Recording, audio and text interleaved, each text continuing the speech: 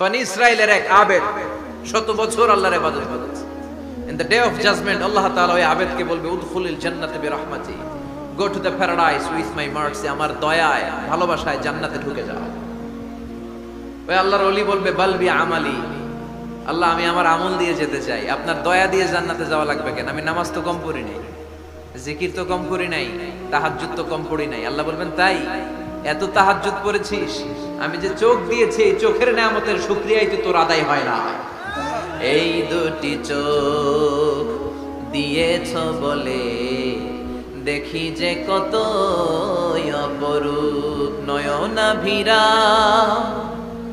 খেতে খামারের জুড়াই জ্বালা বিধুর ধূপ, তোমার দেয়া চোখের শুকর জানাবো তার ভাষা কই, যতই দেখি ততই যেন পলক ছাড়া চেরই, ঠিক কি না? আল্লাহ বললেন এই যে একটা চোখ দিয়েছি, এই চোখের নেয়ামতের শুকরিয়াই তো আদায় হয় না। তুই আমার সাথে হিসাব করলি, ওকে ওকে, লেটস মেক এ ক্যালকুলেশন, চল একটা হিসাব করি। তোর শত বছরের ইবাদত এক পাল্লা রেখে দিলাম, আর আমি দয়া করে মায়া করে পৃথিবীর নাজ নেয়ামতের সৌন্দর্য দেখার জন্য যে তোকে চোখ দিয়েছি, দুটা চোখ নয় একটা চোখ আরেক পাল্লা রেখে দিলাম। ওজন দেওয়ার পর দেখা যাবে মুহূর্তের মধ্যে চোখের পাল্লাটা ভারী হয়ে গেছে। আল্লাহ বলবেন এখন হিসাব বলে you have to go to the hell fire, তোকে এখন জাহান্নামে যেতে হবে, যা জাহান্নামে যা। এবার আল্লাহর ওলি বলবে আল্লাহ মাফ হোসাই, দোয়া হোসাই, জাহান্নামে যেতে পারবো না, আল্লাহ তুমি আমারে মাফ করে দাও। আল্লাহ বলবেন now you are on the right track, এখন তুমি লাইনে আসছো মিয়া, এতক্ষণ বেলাইনে কথা বলতেছিল। আমার দয়া, আমার রহমত, আমার ভালোবাসা ছাড়া কোশ্চিন কালেও কেউ জান্নাতে ঢুকতে পারবে। আল্লাহ তখন তারে বলবেন উদখুলিল জান্নাতে বিরহমাতি, go to the paradise with my mercy, আমার দয়ায় এখন তুমি জান্নাতে ঢুকে যাও। চিল্লায় পড়েন সুবহানাল্লাহ। এজন্য মানুষ মাত্রই ভুল হবে, অন্যায় হবে। ভুল করা, পাপ করা, অন্যায় করা এটা দোষের কিছু না, কিন্তু পাপের উপর স্থায়ী থাকা হলো দোষের, ঠিক কিনা? শয়তান ভুল করেছে, অন্যায় করেছে, সাথে সাথে যদি শয়তান তওবা করতো ইবলিস রেও মাফ করে দিত কে? কিন্তু সে মাফ চায় নাই। শয়তান আর ইনসান এই দুইয়ের মধ্যে মৌলিক পার্থক্য হচ্ছে এটা, শয়তান পাপ করে পাপের উপর স্থির থাকে, আর আমরা পাপ করে মাফ চাই কার কাছে? আমাদের জন্য মাফ চাওয়ার দরজা খোলা আছে না নাই? সকালে গুনাহ করছি, দুপুরে মাফ করে দিবে কে? দুপুরে পাপ করছি, রাতে মাফ চাইলে ক্ষমা করে দিবে কে? 24/7 সব সময় এই মাফ চাওয়ার দরজাটা খোলা আছে না নাই? শুধুমাত্র কেবলমাত্র দুইটা সময় আল্লাহ তাআলা তওবা কবুল করে না। এক হচ্ছে বাদাল গারগারা, বাদাল গারগারা, মালাকুল মাউত যখন এসে রূহ ধরে টান দেয় তখন গলায় গরগর গরগর শব্দ হয়। মালাকুল মাউতকে দেখে ফেললে আর তওবার কোনো সুযোগ নেই। সাইয়েদনা মুসা আলাইহিস সালাম তার চাচাতো ভাই কারুনকে বলেছিল সম্পদের যাকাত দাও, এ সম্পদ আল্লাহ দিয়েছে। কারণ বলে আল্লাহ দেয় না, ইন্নামা উতিতুহু আলা ইলমিন ইনদি, আমি আমার ইন্টেলেক্ট, আমার সৃজনশীলতা, আমার বুদ্ধিমত্তা খাটিয়ে সম্পদ উপার্জন করেছি, আমি যাকাত দিব না। মুসা আলাইহিস সালাম বললেন তাহলে আযাবের অপেক্ষা করো। কারণ বলল পারলে আযাব নিয়ে আসো। রব্বুল আলামিন বললেন ফাখাসাফনা বিহি ওয়া বিদারিহিল আরদ, ও মুসা নিরাপদ দূরত্বে তুমি সরে যাও, আমি এখনি কারুনকে তার সব সম্পদ সহ জামিনের মধ্যে দাবিয়ে দেব। কারণ তার সম্পদ সহ জামিনে দেবে যেতে লাগলো। আমি জায়গাটা নিজে দেখে এসেছি। মিশরের রাজধানী কায়রো থেকে 120 কিলো দূরে ফাইউম নামে একটা জেলা আছে, ওই জেলায় ওয়াহাইরা কারুন, কারুনের সব সম্পত্তি আল্লাহ জামিনে দাবিয়ে দিয়েছে। হাঁটু পর্যন্ত দেবে যায়, সে ভেবেছে আমি বেঁচে যাব, কোমর পর্যন্ত দেবে গিয়েছে বেঁচে যাব, গলা পর্যন্ত যখন দেবে গিয়েছে আর বাঁচার সুযোগ নাই। কারণ কয় মুসা সব সম্পত্তি তোরে আর তোর আল্লাহরে দিয়ে দিলাম, আমারে বাঁচা, আমারে বাঁচা, আমি তওবা করলাম। তখন কি তওবার সময় আছে? কথা কন। বাদাল গারগারা, মালাকুল মাউত যখন দেখে ফেলবেন তখন তওবার সুযোগ আছে। ফেরাউনেরও একই দশা। লোহিত সাগরের পানি খেতে খেতে ফেরাউনের পেটটা যখন এত বড় হয়ে যায়, ফেরাউন হাত তুলে বলে আনা মিনাল মুসলিমিন, আমি মুসলমান। আমি, এটা কোরআনের আয়াত কিন্তু, আনা মিনাল মুসলিমিন, বনি ইসরাইলরা যে আল্লাহর উপর ঈমান এনেছে, আমিও ফেরাউন সেই আল্লাহর গোলাম। আল্লাহ বলে দ্য টাইম ইজ আপ, সময় শেষ, এখন তোমার ঈমান কবুল করা হবে। তার মানে বাদাল গারগারা তওবা কবুল হয় না। এই মৃত্যুর গড়গড়ানি আসার আগ পর্যন্ত চোখের পানি ছেড়ে যদি আল্লাহর কাছে ক্ষমা চান, জীবনের সব গুনাহ মাফ করে দিবে কে? শয়তান আল্লাহরে বলল মাবুদ এত জান্নাত বানিয়ে কি লাভ? আপনার একটা বান্দারও জান্নাতে ঢুকাতে পারবেন না। আমারে বানিয়েছেন জাহান্নামী, আমি আমার সর্বোচ্চ চেষ্টা দিয়ে আপনার সবগুলা বান্দারে জামাতে জাহান্নামে নিয়ে একসাথে ঢুকবো। পারলে জাহান্নাম আরো কয়েকটা বাড়িয়ে বানান। আল্লাহ বললেন কেন কেন? শয়তান বলে লা আকুদান্না লাহুম সিরাতাকাল মুস্তাকিম। আপনার বান্দা জামাতে নামাজ পড়তে যেতে চাইবে, ওখান থেকে ধোকার ওয়াসওয়াসা দিয়ে আমি গানের কনসার্টে নিয়ে যাব।